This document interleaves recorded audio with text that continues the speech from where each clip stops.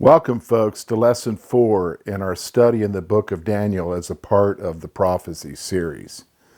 So we are progressing right along in the historical narratives at the beginning of the book of Daniel. They're kind of laying the foundation for the prophetic material that we will be seeing once we get to chapter 7 through the end of the book. But even as we are looking at these historical narratives, we're seeing some prophetic material being presented. So today we're going to be focusing on Daniel chapter 3, verses 1 to 30. And while there is not going to be prophetic material that is presented in this section of verses, what we're going to see is the reaction of King Nebuchadnezzar to the prophetic dream that he received that we saw in Daniel chapter 2 of the great image.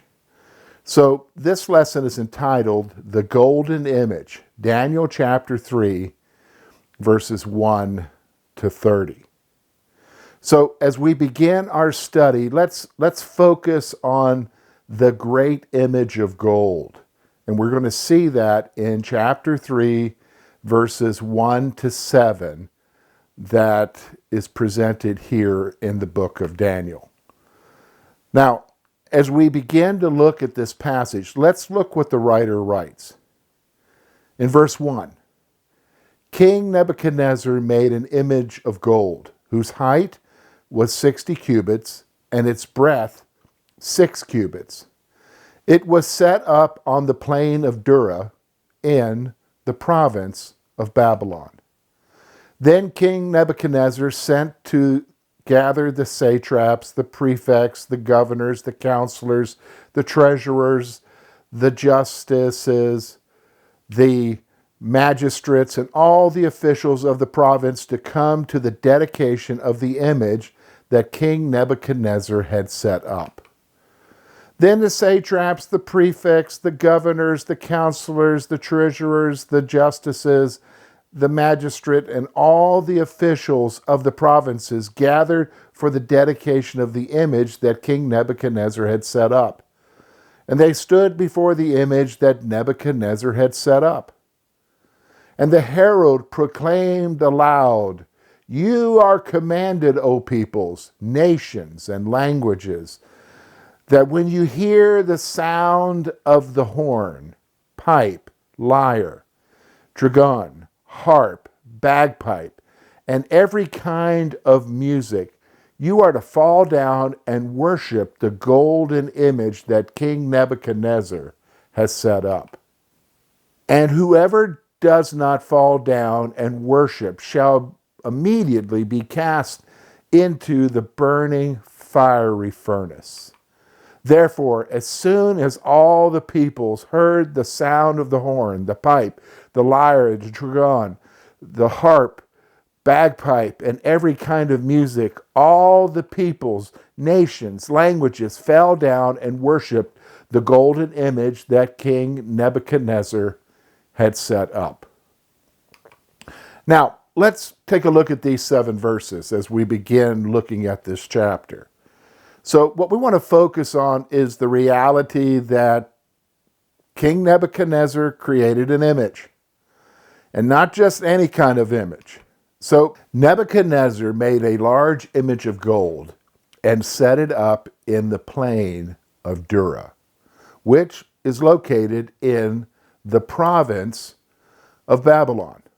Now, if you and I would take a moment to think about it, it's not surprising that Nebuchadnezzar made this image. If you remember the whole issue of his dream from chapter 2 and the interpretation that Daniel gave him when he said that he was the head of gold, the greatest of the kingdoms, obviously what we're seeing here is again the narcissistic attitude of Nebuchadnezzar coming forth where everything is about him. And so he has something of an image created, maybe in accordance with his dream, a golden image, because that's the kingdom that matters, is his own. And so now he wants this image to be made and people to come to it. Now, when we talk about it being big, the scripture tells us it measures it in the text in terms of cubics. Well, here's what the actual measurements are. The image was 90 feet high and 9 feet wide. Now, if you're using meters, that would be 30 meters high and 3 meters wide. Now, he didn't just make the image. He has to dedicate the image. So here's what we're going to see now. We're going to see the dedication of the image, and we're going to find that in chapter 3, verse 2 through 7. And what we see in order for the dedication is people have to show up to see the dedication, so the king sends out an invitation. The king's invitation, we see that in Daniel chapter 3, verse 2. So the king gathered all the officials of the empire for the dedication of the image. So he's gathering as many people, all the officials. You can almost see it in all the provinces, all the way probably out to the area of Judah, the kingdom of Judah, and even down to, I think, the Babylonian kingdom extended to Egypt. They all had to make the journey to come and be there for the dedication of this great image. So we see that gathering of officials in Daniel chapter 3, verse 3. So here's what happens. The officials gather before the image that the king set up. So here they are. They're coming to see this great image, the glory of this great image. They're there for the dedication service. Now, it's interesting, though, because it isn't just a normal dedication. You and I have been to dedications. If you're in the Christian church, you have seen things dedicated, a new building dedicated. If you have seen things even in the secular world, you've seen a ceremony, like a ribbon cutting or something, where something is dedicated to something else. Maybe a stadium is dedicated to an ex-football coach who has died, and they want to remember him and honor him. Well, what we see here is there's an element of worship with this dedication. So we're going to see the call to worship in Daniel chapter 3, verses 4 through 6. And when you read these verses, here's what you're going to find. A herald called the people to worship the image at the sound of music.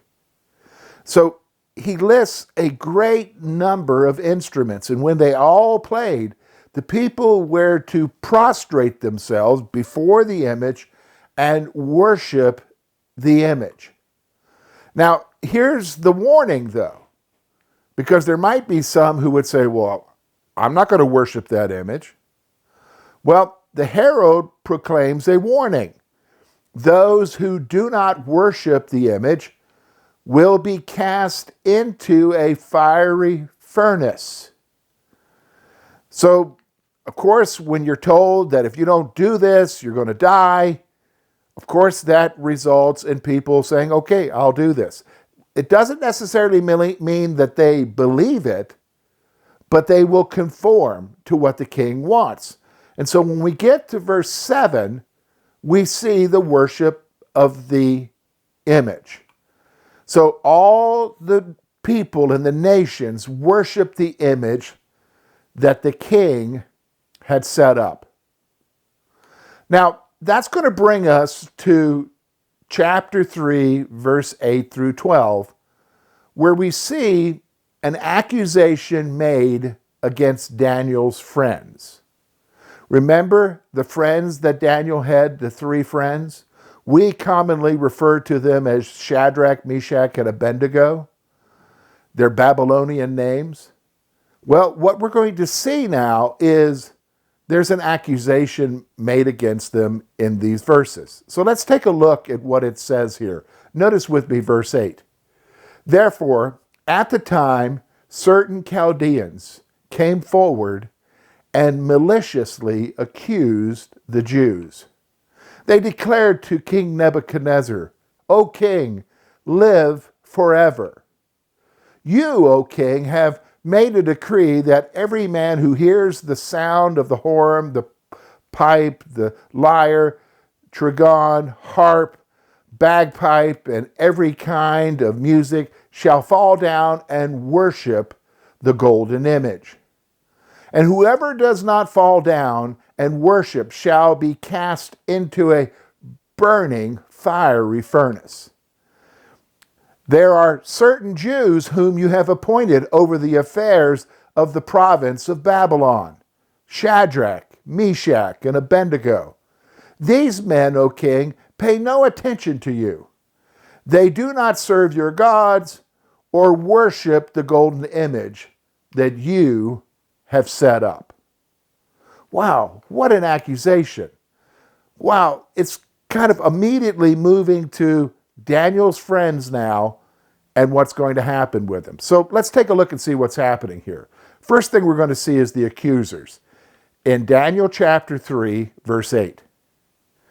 Now, the text tells us that certain Chaldeans came forward and accused certain Jews. Now, do you remember who the Chaldeans were? They were of the peoples of Babylon, particularly from one people group. They were the elite. They often served as wise men. So these were fellow wise men, fellow administrators in the kingdom of Babylon. And they are the ones who are coming forward to accuse the Jews. And not just all of the Jews. In specific, they're trying to accuse 3 certain Jews. Now, again, so the Chaldeans were court advisors. Now, here's what they do. They go to the king, and what do they want to do? A reminder of the edict that the king gave. We see that in chapter 3, verses 9 through 11. So they reminded the king concerning the penalty for not worshiping the image. So, of course, they're going to him and say, "Oh, king, don't you remember you said if anyone doesn't worship this idol, he's going to be cast into a fiery furnace. And you said that was for everyone." Of course, the king would probably say, "Yeah, that's exactly what I said." Well, when we get to the accusation now, which we find in chapter 3, verse 12, here's what the Chaldeans are saying. They accuse Shadrach, Meshach, and Abednego of not worshiping the image. Now, let's stop for a moment. Did you notice they're picking on Shadrach, Meshach, and Abednego? Now, why would they do that? Well, remember, they started as youths who made it through the program. God had given them wisdom. Of course, when we get to chapter 2, Daniel, who is given the ability to interpret dreams, comes into the king's favor because he tells the king this dream that he had and the interpretation, and he makes Daniel basically the ruler over the entire kingdom under him. So he's in a pretty high position. But when it came to the province of Babylon, right there in Babylon, Daniel gave positions to his 3 friends. Now, what we're probably seeing here is jealousy, court drama that is happening, trying to eliminate people, because here they are. These are probably folks who have been in the king's service for a while, and now all of a sudden they have these Jews over them. Now notice, they didn't accuse Daniel, and there's probably a reason why. Because nobody could have done what Daniel did, and Daniel is probably favored by the king. But with these 3 guys, there is no favor necessarily, except that they are the friends of Daniel. So they make this accusation that they're not worshiping the image.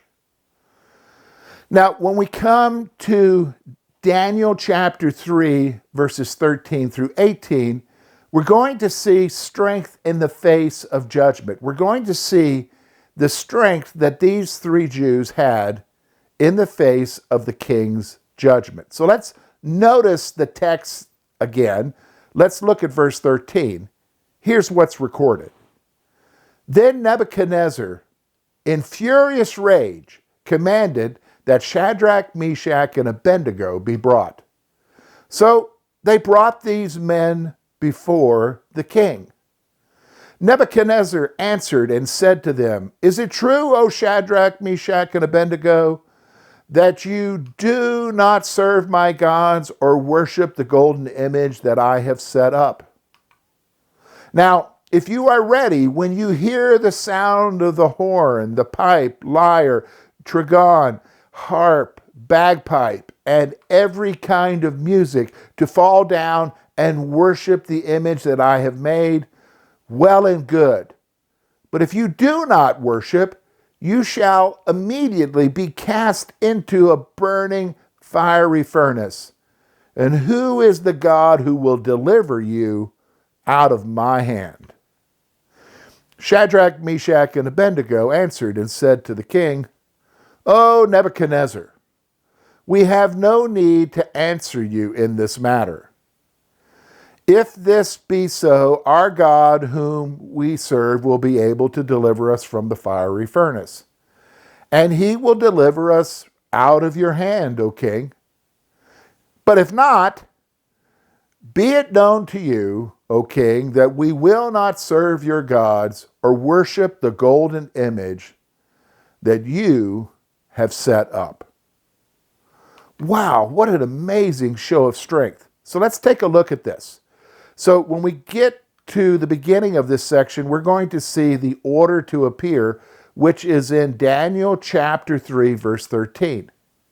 So the king orders them to appear before him. Now, you notice the passage tells you that he was pretty upset. He was fired up, and he immediately orders these guys to be brought to him. So that leads us to the next section of verses here in this portion of Scripture that we're looking at, which is the king's questioning of them in Daniel chapter 3, verses 14 and 15. And so what happens is they appear before the king, and so the king starts asking questions because he's heard these accusations from others about them. So the king asks them if the accusation is true. So, I mean, at least he's not just reacting and saying, kill them. He's wanting to know, okay, guys, is this true? And so the king offers them another opportunity to worship the image or face judgment. Now, what's probably going on here is Nebuchadnezzar probably may not believe what these guys are doing. I mean, he's a smart fellow, and he's probably thinking there's some kind of drama, political stuff going on here. And so he gives those three Jews the opportunity to, quote, make it right. And he gives them the opportunity to worship the image, and then we'll just kind of go on like nothing happened here. But if you don't, you're going to be judged. Now, here's where we see the show of strength. And this is an amazing portion of Scripture. This is something that we can learn from. And we're going to see that in the answer to the king in chapter 3, verse 16 through 18. So what we see here is how they respond to the king. So they tell the king that there is no need to offer an explanation for their actions. Whoa! They basically are saying, you know, king, we don't have to explain ourselves. We don't have to give you a long explanation for why we are doing this. They express that God is able to deliver them from the judgment of the furnace. Bottom line, king, we don't have to explain ourselves. Our God is able to do this. He's able to deliver us from that fiery furnace. Now, the other thing they said is, it's pretty interesting. It starts off with the phrase, but if not. And sometimes I think that's a phrase that you and I need to learn in our lives as we walk with the Lord. As we're claiming promises and we know that God can do anything, we kind of need to adopt the attitude that these three Jewish men adopted, and that is, but if not. They will not worship the image even if God chooses not to deliver them. Do you notice what they're doing here? They're basically saying, we're going to do the right thing whether God shows up or not. And I think that's a powerful lesson there, if you just stop for a moment and think about it.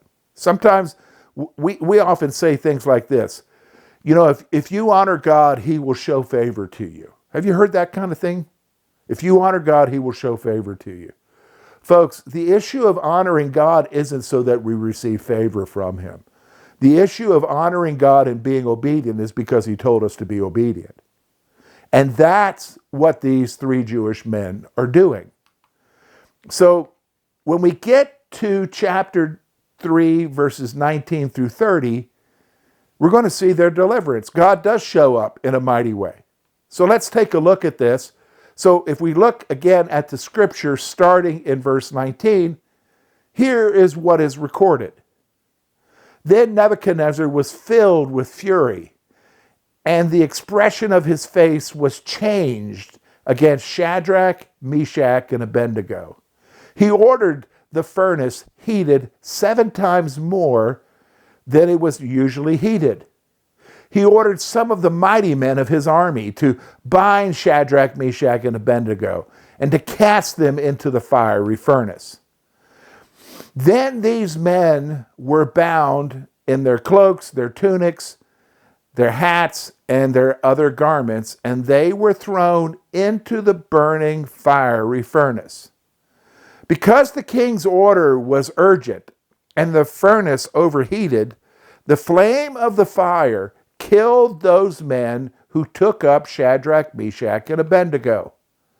And these 3 men, Shadrach, Meshach, and Abednego, fell bound into the burning fiery furnace. Then Nebuchadnezzar was astonished and rose in haste. He declared to his counselors, "Did we not cast 3 men bound into the fire?" They answered and said to the king, "True, O king."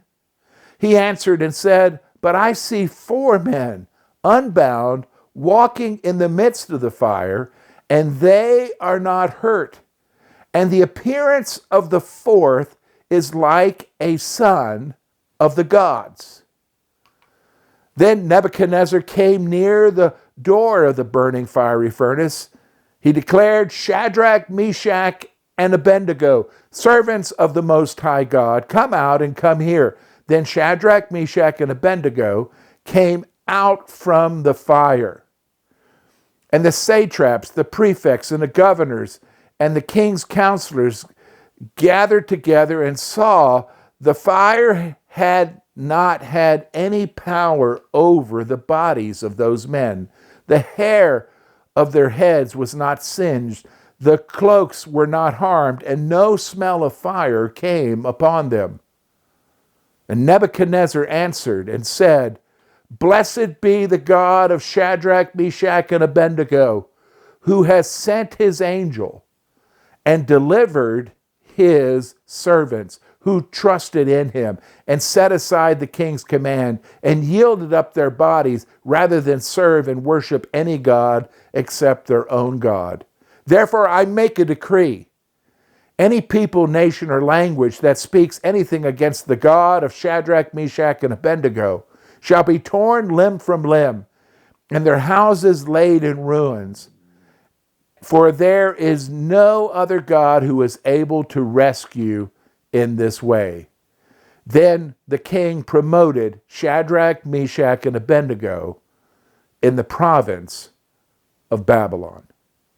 Wow, what an amazing story. And you and I know this story. It is a story that we typically tell to our children about Shadrach, Meshach, and Abednego being cast into the fiery furnace. So let's take a look at this. So first of all, we're going to focus on the fiery furnace in chapter 3, verses 19 through 23. And when we look at this, we see, of course, the reaction from the king. So the king commands the furnace to be fired at a greater temperature, probably because he's pretty roasted right now. He's pretty toasted that these 3 would be defiant of him. Now, who gets away with that? He's sure not going to let them get away with it, so he orders the furnace to be fired 7 times more. So he commanded certain soldiers, the mighty men, this would be elite troops in the Babylonian Empire. He commanded certain soldiers to cast the Jews into the fire. Now, because it was fired so high, Yeah, that's a pretty precarious thing. So what do we see happening here? The soldiers were killed by the heat of the fire. So those soldiers who were taking Shadrach and Meshach and Abednego and throwing them into the fire, as they're doing that, they gave up their lives. They died. Now, it's interesting, though, we're going to see that there is not just the three who were thrown into the fire, there's a fourth man. We see that in Daniel chapter 3, verses 24 through 25. So the king sees three Jews walking in the midst of the fire unharmed. Now you're probably wondering, how in the world can the king see this? Well, this is probably some sort of big oven. So I can remember growing up in northeast Richland County, and in the area in which I live, there was a brickyard there. And outside of that brickyard were the ovens in which they would bake the bricks to be used before they shipped them and sold them. And you can look into these through certain portals and passages. You can look into these ovens. So probably the furnace was set up in such a way that you could look into the furnace and see what's going on. And so the king sees these three Jews walking around in the midst of the fire like nothing's happening. Now, the king also sees a fourth man like unto a son of the gods. So you and I would say, of course, that's probably the Son of God, Jesus. A lot of us would teach it that way. Or we would say an angel. Somebody was there to protect those three Jews. But from the perspective of the king, who is polytheistic, he would say, liken unto a son of the gods. He doesn't understand that it's the God of heaven protecting these three men.